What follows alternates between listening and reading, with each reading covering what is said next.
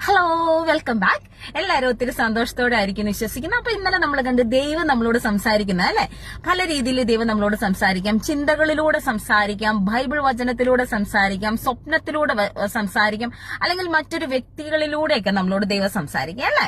അപ്പം അതിനായിട്ട് നമുക്ക് വേണ്ടത് സൈലന്റ് ആയിട്ട് ഒരു കുറച്ച് സമയം ഇരിക്കാൻ സാധിക്കുകയാണെങ്കിൽ നമുക്ക് തമ്പുരാന്റെ സ്വരം പലപ്പോഴും ശ്രവിക്കാൻ സാധിക്കും എന്ന് ഞാൻ പറഞ്ഞു.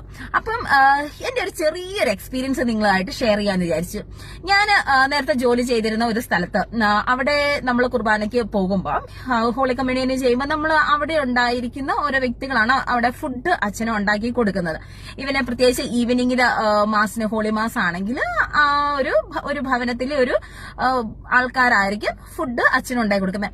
അന്നത്തെ ദിവസം രാവിലെ എനിക്ക് പേഴ്സണൽ പ്രെയർ ചെയ്തപ്പം ഒരു തോട്ട് എന്റെ മനസ്സിലേക്ക് കടന്നു വന്നു. ഇന്ന് പള്ളി കുർബാനയ്ക്ക് പോകുമ്പോൾ ഒരു കറി ഉണ്ടാക്കിക്കൊണ്ട് പോകണം എന്നൊരു തോട്ട്.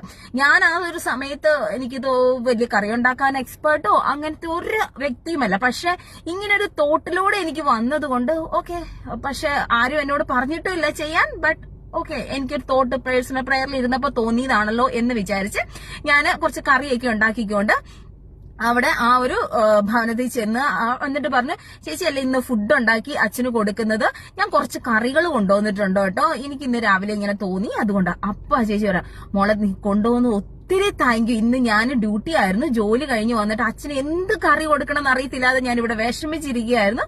കുർബാന കഴിഞ്ഞിട്ട് എന്ത് ചെയ്യും എന്ന് ഓർത്തുകൊണ്ട് ഇരിക്കുകയായിരുന്നു. കുർബാനയ്ക്ക് മുമ്പാണ് ഞാൻ കൊണ്ടേ കൊടുത്തത്. അത് ഭയങ്കര ഒരു എന്താ പറയാ, എനിക്കൊരു ലൈഫ് ചേഞ്ചിങ് ആയിട്ടുള്ള ഒരു മൊമെന്റ് ആയിരുന്നു. അതായത് ചില സമയങ്ങളിൽ ദൈവം നമ്മളോട് സംസാരിക്കുന്ന അങ്ങനെയൊക്കെയാണ്, ചെറിയ ചെറിയ തോട്ടുകളിലൂടെയൊക്കെ ആയിരിക്കും. അങ്ങനെ ഒത്തിരി അനുഭവങ്ങൾ എന്റെ ജീവിതത്തിൽ പിന്നീട് വന്നപ്പോഴത്തേക്കും ഞാൻ നോട്ടിഫൈ ചെയ്യാനായിട്ട് തുടങ്ങി. ഓക്കെ, അതിനായിട്ട് നമ്മൾ കർത്താവിന്റെ സമയം കുറച്ച് സൈലന്റ് ടൈം ആയിട്ട് എല്ലാ ദിവസവും പേഴ്സണൽ പ്രെയർ ചെയ്യാനായിട്ട് ഇരിക്കുക.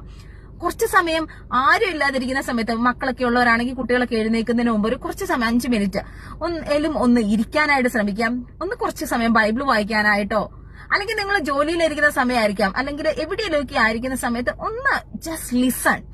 ആ ഒരു സൈലന്റ് ആയിട്ടിരുന്ന് ഒന്ന് ലിസൺ ചെയ്യാനായിട്ട് ശ്രമിക്കുമ്പോൾ നിങ്ങൾക്കും ഇങ്ങനെ പല അനുഭവങ്ങളൊക്കെ ഉണ്ടാകുന്നതായിട്ട് കാണാം. ട്രൈ ചെയ്ത് കഴിഞ്ഞാൽ ഇപ്പൊ നമ്മളുടെ കയ്യിൽ ഒരാൾ ആപ്പിൾ തന്നിട്ട് പറയാണ്, ഓക്കെ ഈ ആപ്പിൾ ഒത്തിരി ടേസ്റ്റി ആട്ടോ എന്ന് പറഞ്ഞാൽ നിങ്ങൾക്ക് ആ ടേസ്റ്റ് രുചിച്ചറിയാൻ പറ്റുമോ? ഇല്ല. അല്ലെങ്കിൽ ഞാനൊരു ആപ്പിൾ കടിച്ചിട്ട് പറയാം, അയ്യേ ഇതിന് കയ്പാണ്, നിങ്ങൾക്ക് രുചിച്ചറിയാൻ പറ്റുമോ? ഇല്ല. എന്റെ കയ്യിലിരിക്കുന്ന ആപ്പിള് അല്ലെങ്കിൽ ഞാൻ കഴിച്ച ആപ്പിള് മധുരമാണോ അല്ലയോ എന്നറിയണമെങ്കിൽ നിങ്ങൾ അത് രുചിച്ചറിയണം. അതുപോലെ ഈശോ നിങ്ങളോട് സംസാരിക്കുമെന്ന് ഞാൻ പറഞ്ഞത് നിങ്ങൾക്ക് മനസ്സിലാവണമെന്നില്ല. പക്ഷെ അത് നിങ്ങൾക്ക് എക്സ്പീരിയൻസ് ചെയ്താൽ മാത്രമേ അത് നിങ്ങൾക്ക് അതിന്റെ ബ്യൂട്ടി മനസ്സിലാവത്തുള്ളൂ.